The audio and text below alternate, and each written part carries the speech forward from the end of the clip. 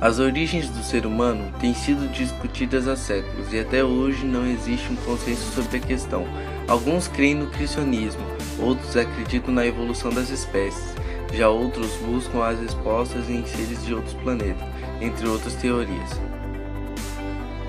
A teoria criacionista foi feita a partir de conceitos judaico-cristãos que se encontram na Bíblia. No princípio, Deus criou o céu e a terra. De religião em religião, todas acreditam que seu Deus tenha criado a tudo e a todos.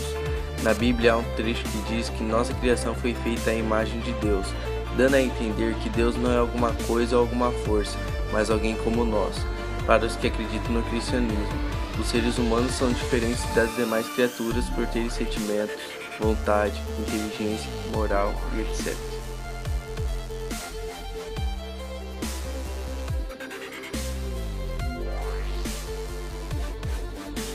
Já a teoria evolucionista baseia-se nos estudos do cientista inglês Charles Darwin, que propôs o evolucionismo em um de seus livros, A Origem das Espécies.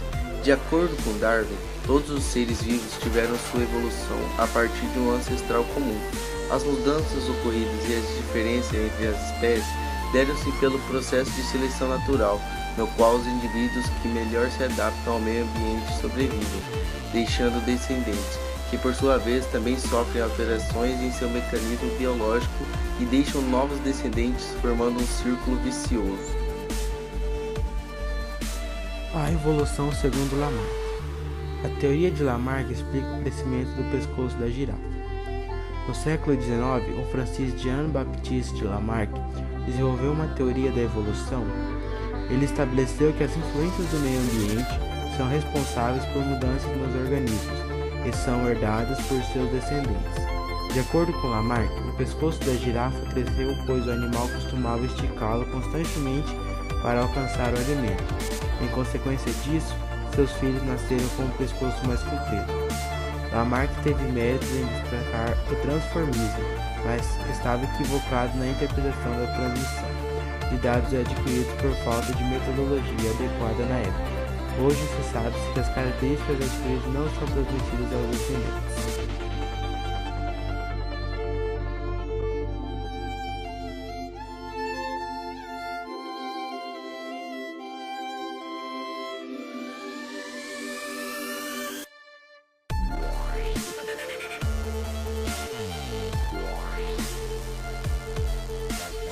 As 5 teorias de Darwin.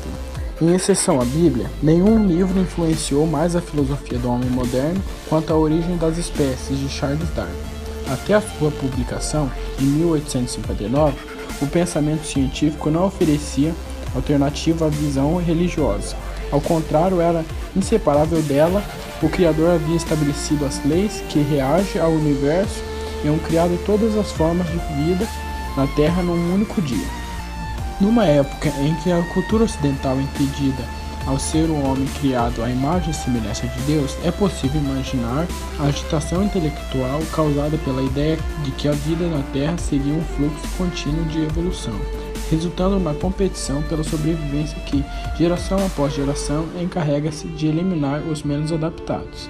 E por pior, esquecer o sopro divino e admitir que a espécie humana pertence à ordem dos primatas, como chimpanzés, micos e gorilas.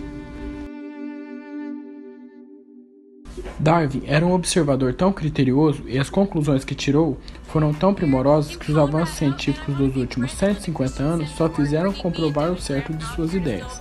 Da anatomia dos dinossauros ao capricho microscópio das proteínas que se dobram dentro de nossas células. Todos os fenômenos biológicos obedecem à lei de seleção natural. Na verdade, Charles Darwin e Alfred Wallace, trabalhando independentes, descobriram um mecanismo universal, uma lei que reage não apenas à vida entre nós, mas porventura que existia ou venha a existir em qualquer canto do universo. Teoria do ascendente comum. Darwin verificou que o formato do bico de 3 espécies de pássaros locais sugeriam ser eles descendentes de um ancestral que habitava no continente. Ciente de que a evolução não cria mecanismos particulares para qualquer espécie, entendeu que esse ancestral deveria descender de outro. Todas as nossas plantas e animais descendem de algum ser na qual a vida surgiu antes.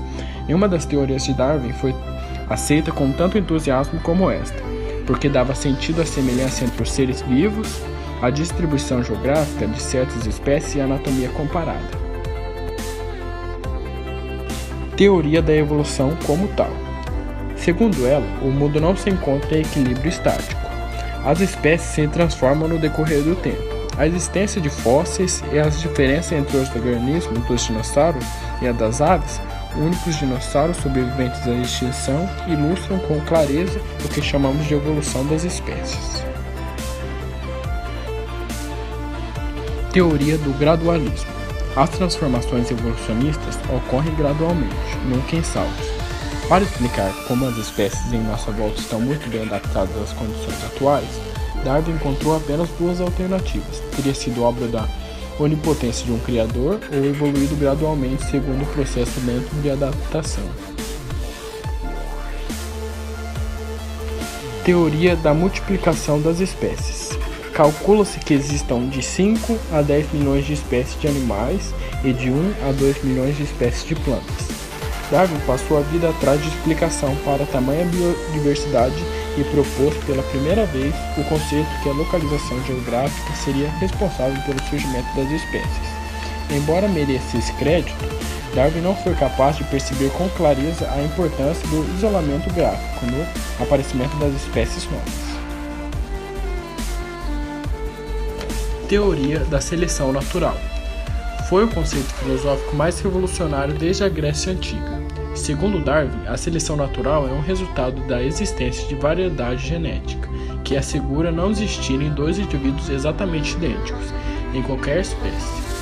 Como consequência da vida num planeta com recursos limitados, a competição pela sobrevivência se encarrega de eliminar os mais fracos. A seleção natural varreu o determinismo que dominou a biologia desde a antiguidade, segundo a qual cada espécie existiria para atender a determinada necessidade. Só então foi possível abandonar interpretações sobrenaturais para explicar o mundo orgânico.